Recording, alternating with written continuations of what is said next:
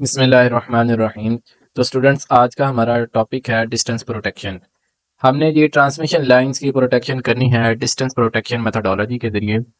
Distance protection ये इस्तेमाल होती है वेरी लॉन्ग डिस्टेंस के लिए, यानी ऐसी ट्रांसमिशन लाइंस जिनका डिस्टेंस बहुत ज़्यादा हो, लाइक 250 किलोमीटर से अबव हो। इसमें पायलट वायर्स का किसी किस्म का चक्कर नहीं होता, इसीलिए ये ट्रांसमिशन लाइन में सक्सेसफुली काम करती है। इसका वर्किंग प्रिंसिपल ये डिपेंड करता है इम्पीडेंस ऑफ द लाइन पे, और इम्पीडेंस ट्रांसमिशन लाइन के डायरेक्टली प्रोपोर्शनल होती है। यानी ट्रांसमिशन लाइन का डिस्टेंस ज्यादा होगा तो इम्पीडेंस ज्यादा होगी, और अगर डिस्टेंस कम होगा तो इम्पीडेंस कम होगी। तो इस बेस पे इस प्रोटेक्शन ने काम करना है।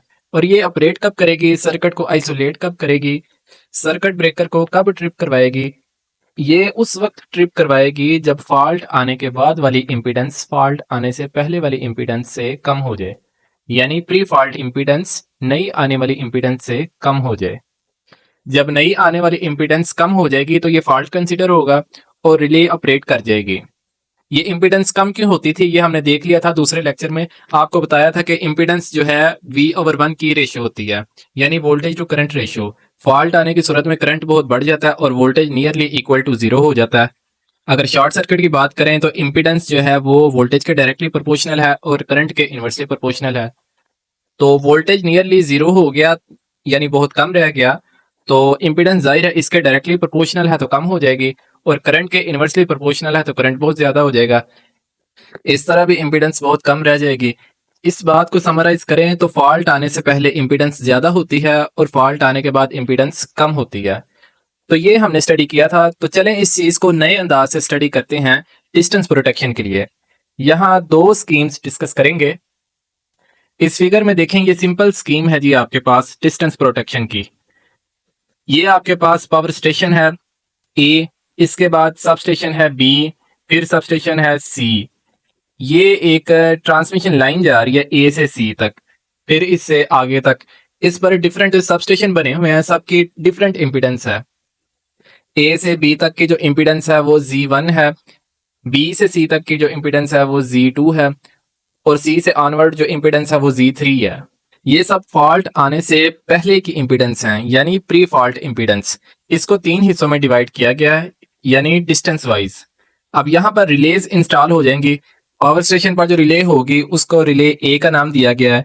इसी तरह पहले और दूसरे सब स्टेशन पर जो रिलेज होंगी उनको बी और सी कहेंगे। अब पावर फ्लो करेगी पावर स्टेशन से सब स्टेशन की तरफ। ये रेडियल फीडर है एक तरह से। अब फर्ज करें बी और सी के दरमियान फॉल्ट आ गया, अब क्या होगा? अब कौन सी रिले ऑपरेट करेगी, रिलेज किस तरह बिहेव करेंगे?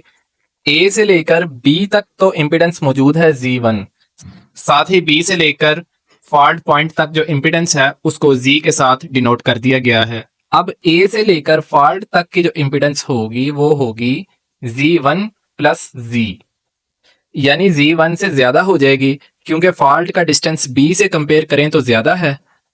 अब इसकी इम्पीडेंस प्री फॉल्ट इम्पीडेंस से ज्यादा हो गई तो रिले ए तो ऑपरेट नहीं करेगी। अब देखते हैं रिले बी को। इसकी इम्पीडेंस है Z2, बी से लेकर सी तक का जो प्रोटेक्टेड सेक्शन है। अब जहां पर फॉल्ट आया है इसकी इम्पीडेंस है Z, बी से लेकर सी तक की जो इम्पीडेंस है वो है Z2। बी से लेकर सी तक जो इम्पीडेंस है उसका फासला ज्यादा है और बी से फॉल्ट तक का फासला कम है। अब इम्पीडेंस फॉल्ट से पहले वाली इम्पीडेंस से कम हो गई, Z2 की निस्बत Z कम हो गई। तो इम्पीडेंस कम होने की वजह से रिले बी ऑपरेट कर जाएगी। यूं फॉल्ट सक्सेसफुली आइसोलेट हो गया। जिस रिले की रेंज में फॉल्ट आ रहा था बाकी सिस्टम वहीं पर मौजूद रहेगा। इसी तरह रिले सी तब ऑपरेट करेगी जब इम्पीडेंस Z3 से कम हो जाएगी। अब ये थी जी इंस्टेंटेनियस प्रोटेक्शन। ये हर सूरत में पॉसिबल भी नहीं होती क्योंकि लॉन्ग डिस्टेंस की वजह से रिलेज में इनएक्यूरेसीज आ जाती हैं, लाइन की इम्पीडेंस में चेंजिंग आने की वजह से।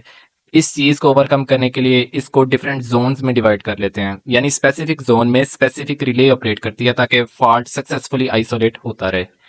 इसको कहा जाता है जी 3 जोन डिस्टेंस प्रोटेक्शन। ये है डिस्टेंस प्रोटेक्शन ही, लेकिन इसको जोन्स में डिवाइड कर दिया गया। अब ये जोन वाइज कैसे है ये आपको नजर आएगा इस फिगर में।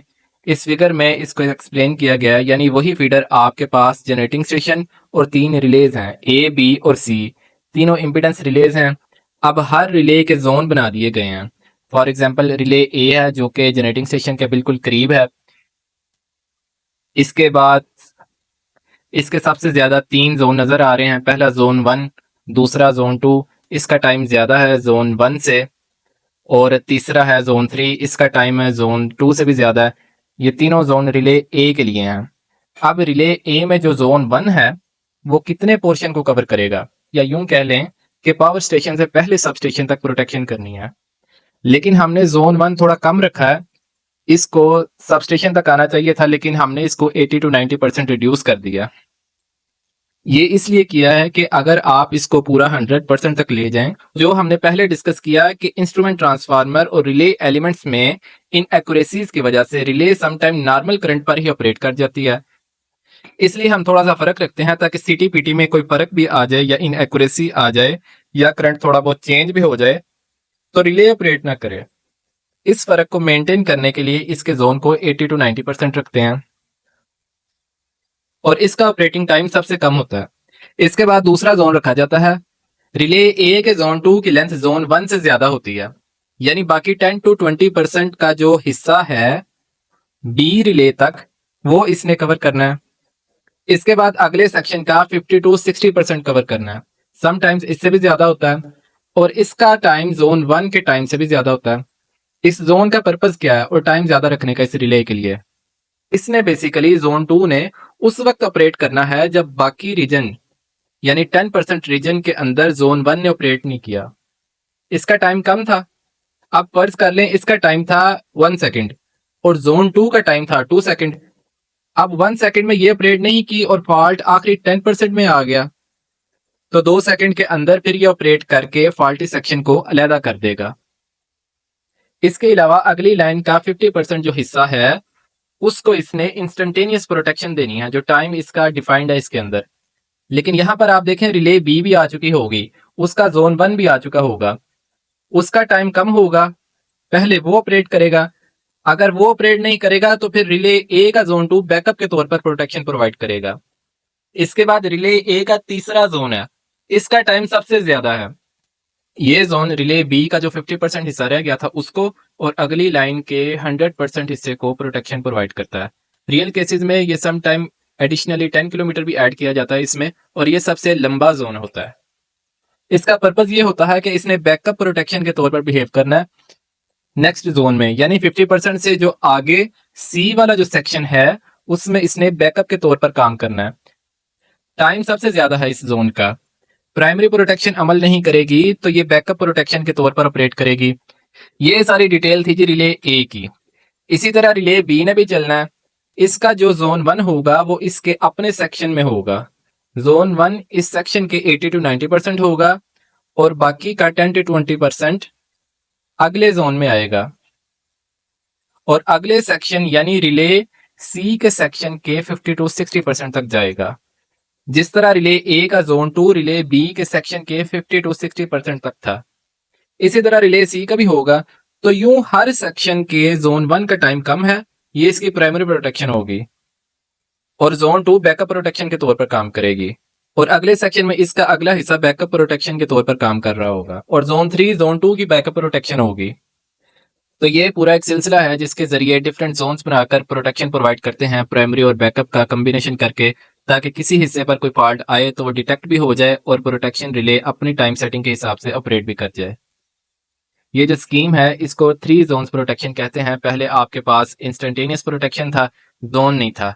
Direct impedance pre fault impedance से कम होती थी तो रिले ऑपरेट कर जाती थी। उसमें ट्रांसमिशन लाइन की लेंथ काफी ज्यादा थी क्योंकि लॉन्ग ट्रांसमिशन लाइन इस्तेमाल होती थी। सम टाइम इंस्ट्रूमेंट ट्रांसफार्मर और रिलेज में इनएक्यूरेसीज आने की वजह से वो प्रोटेक्शन प्रॉपरली काम नहीं करती थी, तो उसको कवर करने के लिए ये सिस्टम डिजाइन किया गया और इसमें प्राइमरी प्रोटेक्शन के साथ साथ बैकअप प्रोटेक्शन भी ऐड कर दी गई। तो स्टूडेंट्स ये था जी आज का लेक्चर डिस्टेंस प्रोटेक्शन का। अगर आपको कोई क्वेश्चन हो तो आप कमेंट में पूछ सकते हैं। Thank you very much. तो गाइज वीडियो पसंद आई हो तो वीडियो को लाइक कर दें और चैनल को सब्सक्राइब कर लें और बेल आइकन पर क्लिक कर दें और अपने फ्रेंड्स के साथ शेयर कर दें।